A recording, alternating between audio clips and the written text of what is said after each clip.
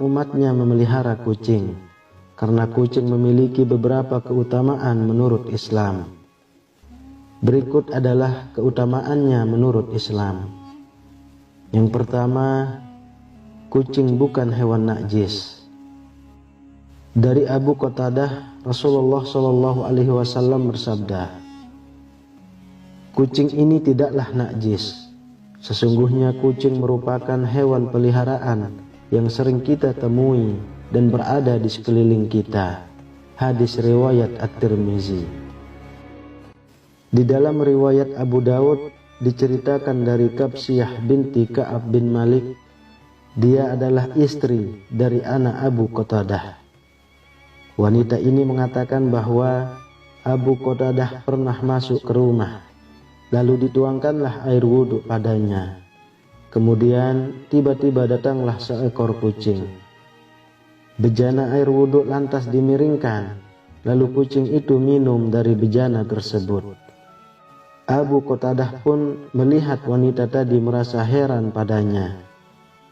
Abu Qatadah pun mengatakan, "Apa kau heran dengan tingkahku, wahai anak saudaraku?" Wanita tersebut lalu menjawab, "Iya." Lalu Abu Qatadah menyebutkan hadis di atas mengenai kucing yang merupakan bukan binatang najis. Namun, itu bukan berarti kucing adalah hewan yang dapat kita sembelih dan dimakan.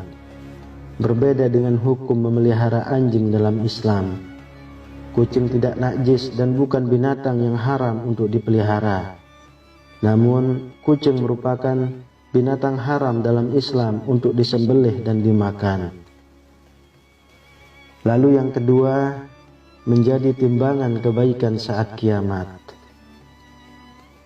Seseorang yang memelihara kucing ataupun binatang lainnya dalam jalan Allah dengan penuh iman kepada Allah dan meyakini akan kebaikan yang diberikan Allah, maka kebaikan yang sudah diberikan pada hewan tersebut, memberi makan hewan tersebut, dan bahkan membersihkan kotorannya, kelak akan ditimbang sebagai kebaikan di hari kiamat. Yang ketiga, mendapat rahmat di hari kiamat. Seseorang yang menyayangi hewan seperti kucing dan hewan lainnya, termasuk hewan sembelihan sekalipun, maka akan mendapatkan rahmat dari Allah Subhanahu wa Ta'ala di hari kiamat nanti. Dalam hadis riwayat Bukhari mengatakan, barang siapa menyayangi hewan meskipun terhadap hewan sembelihan, niscaya Allah akan merahmatinya pada hari kiamat. Hadis riwayat Bukhari. Dalam sebuah riwayat disebutkan, ada seorang pria yang akan dimasukkan ke dalam neraka. Tiba-tiba kucing yang pernah ia tolong ketika hidup di dunia datang meminta kepada Allah Subhanahu wa Ta'ala agar pria tersebut tidak dimasukkan ke dalam neraka karena kebaikan orang itu kepadanya selama di dunia, dan Allah Subhanahu wa Ta'ala mengabulkannya. Yang keempat, diampuni dosa-dosanya. Diriwayatkan dalam sebuah hadis, seorang wanita pelacur melihat seekor anjing di atas sumur dan hampir mati karena kehausan. Lalu wanita tersebut melepas sepatunya, diikatnya dengan kerudungnya, dan diambilnya air dari sumur, lalu diminumkan ke anjing itu. Dengan perbuatannya itu, dosanya diampuni. Hadis riwayat Bukhari. Dalam hadis tersebut kita dapat mengetahui bahwa menolong atau memberi makan dan minum hewan merupakan sebuah kebaikan. Dan jika seseorang memelihara kucing, maka ia telah melakukan kebaikan. Yang kelima, kucing dapat sebagai obat terapi untuk mental. Kucing terkenal sebagai hewan peliharaan yang setia dan menghilangkan rasa kesepian. Dan orang yang memelihara kucing seringkali mengajak kucingnya mengobrol dan bermain. Hal tersebutlah yang dapat menjadi obat terapi untuk mental atau emosi yang sedang tidak stabil. Yang keenam, mengajarkan untuk memiliki sikap empati. Memiliki hewan peliharaan seperti kucing atau yang lainnya dapat membuat seseorang memiliki rasa empati yang tinggi. Karena tanpa disadari, ketika kita memiliki hewan peliharaan, kita mencoba untuk mengerti apa yang dirasakan hewan tersebut. Maka ketika kita telah berempati terhadap hewan, tentu kita akan memiliki rasa empati kepada sesama. Yang ketujuh, sebagai sedekah. Islam selalu mengajarkan agar umatnya berbuat baik kepada setiap makhluk hidup dan menganjurkan umatnya untuk senantiasa bersedekah. Dalam bersedekah tidak hanya dapat dilakukan kepada sesama, namun juga dapat dilakukan melalui hewan-hewan dan makhluk hidup bernyawa lainnya. Rasulullah Shallallahu Alaihi Wasallam bersabda, pada setiap sedekah terhadap makhluk yang memiliki hati atau jantung yang basah akan mendapatkan pahala kebaikan.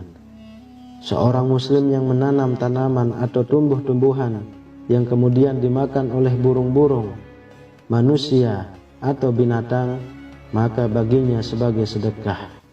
Hadis riwayat Bukhari dan Muslim. Yang kedelapan, mendapatkan pahala.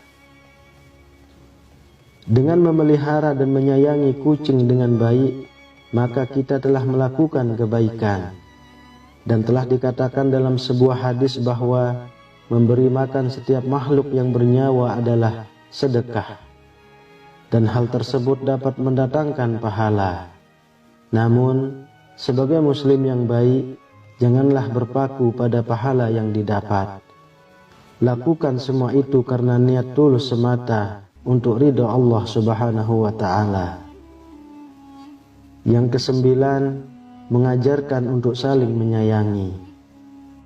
Memelihara kucing atau hewan lain mengajarkan kita untuk menyayangi setiap makhluk hidup ciptaannya dan tidak berbuat aniaya.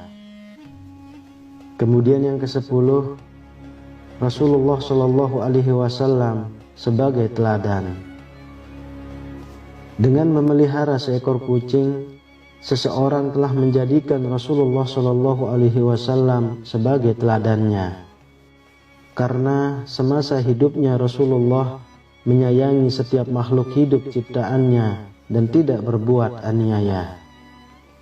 Bahkan dikisahkan bahwa Rasulullah juga memiliki seekor kucing sebagai peliharaan. Kucing tersebut sering tidur di atas jubah yang sering dipakai Rasulullah. Dan ketika kucing tersebut tidur di atas jubah itu, Rasulullah tidak ingin mengganggunya, sehingga beliau memotong lengan jubah yang ingin dipakainya tersebut untuk agar tidak mengganggu tidur si kucing. Sahabat beriman yang dirahmati Allah, hukum memelihara kucing dalam Islam memang diperbolehkan.